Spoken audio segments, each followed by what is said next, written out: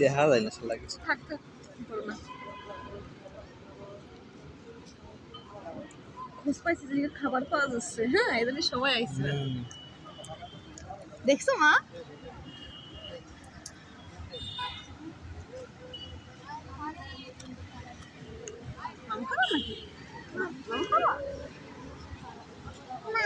এই যে আমি তোমার নাম নিয়ে আসছি তো মা, এখানে মা পচা পচা নাম নিয়ে আসি।